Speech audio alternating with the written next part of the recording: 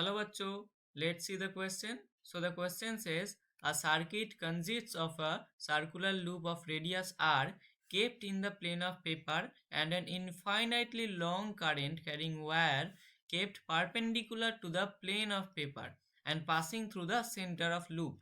The mutual inductance of wire and loop will be चार option दे रखा है हम लोगों को क्या बताना है कौन सा ऑप्शन होगा अपना करेक्ट। तो चलो देख लेते हैं इसका आंसर क्या हो जाएगा। तो देखो ये जो है ये एक वायर है, वो क्या कर रहा है वायर करंट कैरी कर रहा है, ठीक है। और वायर का साइज कितना है साइज नहीं पता, इनफाइनाइटली लॉन्ग है, मतलब कोई फिक्स साइज ही नहीं है इसका, इनफाइनाइटली लॉन्ग है। तो ये एक स्ट्रेट वायर है, क्या बोल रहे हैं स्ट्रेट वायर,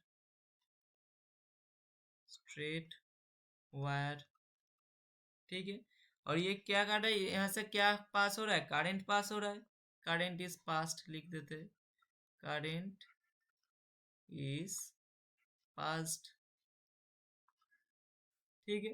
तो एक स्ट्रेट वायर है और वहां से करंट पास हो रहा है और ये स्ट्रेट जो वायर है ये किधर से पास हो रहा है, ये सेंटर ऑफ द लूप से पास हो रहा है, मतलब लूप के सेंटर से पास हो रहा है, सेंटर ऑफ द लूप, वो लूप के सेंटर से पास हो रहा है, क्या पास हो रहा है एक स्ट्रेट वायर जिससे करंट पास हो रहा है, ठीक है। तो इस केस में क्या हो जाएगा मैग्नेटिक लाइंस जो है वो क्या हो जाएगा सर्कुलर एंड टेंजेंशियल हो जाएगा लूप के लिए, ठीक है। तो क्या लिखेंगे magnetic lines, magnetic lines are circular, are circular, circular के साथ साथ क्या हो जाएगा टेंजेंशियल हो जाएगा, टेंजेंशियल टू द लूप, ठीक है। यहाँ तक समझ में आ गया है circular and tangential to the loop क्या मैग्नेटिक लाइंस, ठीक है। अब क्या मैग्नेटिक लाइंस अगर सर्कुलर और टेंजेंशियल हो गया तो कोई भी फ्लक्स लिंक्ड होगा क्या उस लूप के साथ, मतलब देखो अगर मैग्नेटिक लाइंस टेंजेंशियल हो गया लूप के साथ और सर्कुलर भी है तो क्या लिखेंगे हम लोग no flux is, no flux is linked with the loop,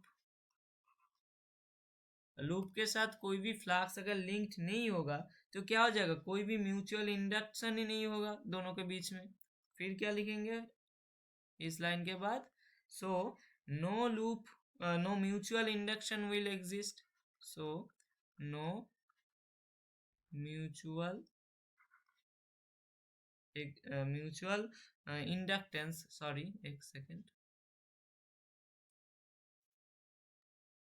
no mutual, कोई भी म्यूचुअल इंडक्टेंस एग्जिस्ट करेगा नहीं, क्योंकि कोई भी फ्लक्स लिंक ही नहीं हो रहा है उस लूप के साथ। तो क्या लिखेंगे so no mutual inductance, induction sorry, so no mutual induction will exist,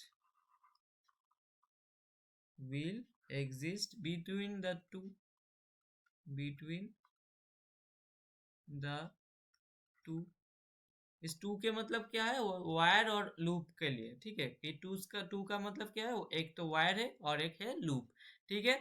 तो कोई भी म्यूचुअल इंडक्टेंस होगा ही नहीं, मतलब इंडक्शन होगा ही नहीं, मतलब जो क्वेश्चन में था the mutual induction of wire and loop will be, वो क्या हो जाएगा जीरो हो जाएगा।